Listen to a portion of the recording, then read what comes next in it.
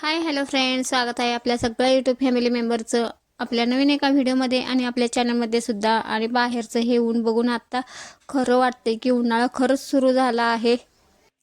आता आमचं जेवण सुद्धा झालेलं आहे आणि आता आम्ही तयार होऊन निघालोय गावी, कारण गावी थोडंसं काम आहे म्हणून निघालोय। आणि आता दुपारचे 1 वाजलेत। ए पिलू, मी माझा शूज घातलाय, तू तुझा शूज घाल। हो, आम्हाला गावाकडे ना ह्याच्यासाठीच जायचं होतं, कारण गावाकडे ना शेतामध्ये खत थोडंसं टाकायचं होतं आणि त्या काकांना आजच वेळ होता। मग म्हणले की ते घेऊन या, टाकून देतो। म्हणून आम्हाला ते खत पोहोचवण्यासाठी आम्ही गावी निघालो होतो। आणि जाताना बघा रस्त्याचं काम ठिकठिकाणी झालं होतं, काही ठिकाणी राहिलं होतं, तिथं सिमेंट टाकायचं काम चालू होतं। आणि आमच्या इथे लोकांनी ना आंदोलन केल्यामुळे ना ही वृक्षतोड झालेली नाही रस्त्याच्या कामासाठी। आणि त्याच्यामुळे बघा अशा भर उन्हाळ्यात ना ही झाडांची सावली ना खूप छान वाटते। आणि या झाडांचं सौंदर्य सुद्धा टिकून राहिलेलं आहे। आणि हे एका दृष्टीने खूप चांगलं झालेलं आहे की रस्त्याच्या रुंदीकरणासाठी ना वृक्षतोड झालेलं नाही। आणि आम्ही आता शेतामध्ये पोहोचलो तर शेतामध्ये सुद्धा खूप ऊन लागत होतं, पण ह्या झाडांच्यामुळे ना आमच्या जरा सावली मिळत होती इथे। आणि मी बघा उन्हापासून संरक्षण होण्यासाठी स्वतःला तरी पॅक करून घेतलंच होतं। आणि इथे बघा आंब्याच्या झाडाला छोटे छोटे आंबे लागलेत, तुम्हाला दिसतेत का नाहीत माहीत नाही। आणि इथे केळांच्या झाडांना सुद्धा ना इथे केळी लागलेली आहेत, खूप केळी लागलेत। आणि बघा हे झाड सुद्धा ना ह्या पाणी दिल्यामुळे ना कशी हिरवेगार दिसत आहेत। आता तिथे बघा शेजारी गहू काढल्यानंतर ते गव्हाचं शेत कुणीतरी पेटवून दिलेलं आहे। आम्हाला वाटलं ज्वारीला लागले काय, ही कोणाची ज्वारी आहे, शेजारच्यांची आहे। आणि ते भर उन्हात पेटवल्यामुळे ना सगळीकडे फक्त धूरच धूर झाला होता। आणि त्या धुरामुळे मला बोलता सुद्धा येत नव्हतं। आणि एवढी उष्णता जाणवत होती की बाप रे, असल्या उन्हाळ्यात कोण पेटवेल असं।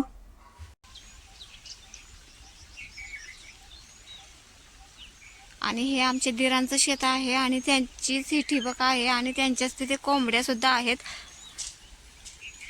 बघा हे दिरांचं शेत आहे।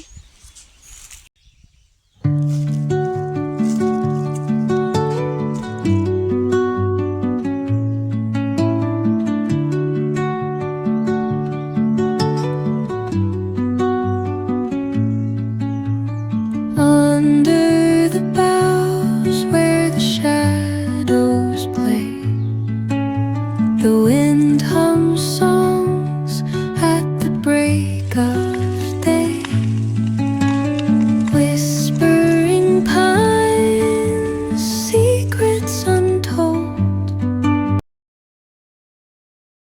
आम्ही गावाकडे आलोच होतो, तर मग म्हणलं आपल्या किचन गार्डन मधून ना भाज्या ज्या आल्यात ना त्या घेऊन जाव्यात। पण इथं ना मेथी आणि कोथिंबीर आमची सुकलेलीच होती। हा होता ओला हरभरा, दुसऱ्यांचा हरभरा मळून गेला, घरी पोहोचला तेव्हा आमचा हा हरभरा आलेला आहे। पण असो, लावल्यानंतर त्यामुळे खूप भाजी खायला मिळाली ह्या वर्षी। आणि हा हरभरा बघा आपला किती हिरवागार आहे आणि त्यामुळे भरपूर खायला मिळाला ह्या वर्षी। आणि किती छान आहे बघा। आणि कसं झालं, जास्त पाणी ह्याला चालत नाही आणि आमच्याकडून जास्त पाणी ह्याला गेल्यामुळे ना हा हरभरा आपला इथं वाळलेला आहे। उन्हामुळे नाही हा वाळला, जास्त पाणी झाल्यामुळे हा हरभरा वाळलेला आहे। आणि बघा जेवढा हे ओला तेवढा घ्यावा म्हटलं। आणि ओल्या हरभऱ्याची भाजी आम्हा सगळ्यांना खूप आवडते आणि खूप छान लागते, म्हणून मग म्हणलं चला घेऊन जावं। आणि ह्यामध्येच मी मिरची आणि वांग्याची सुद्धा रोपं लावली होती, पण गवत जास्त असल्यामुळे आता ते दिसेनात मला। हे गवत काढून घ्यावं लागेल मला एके दिवशी, तेव्हा ते रोपं दिसतील। पण असो, हरभरा तरी भेटला।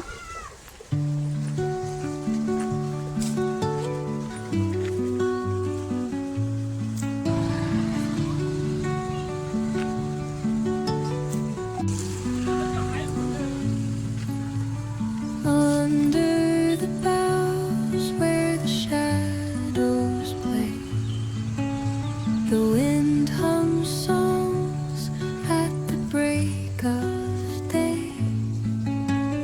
whispering.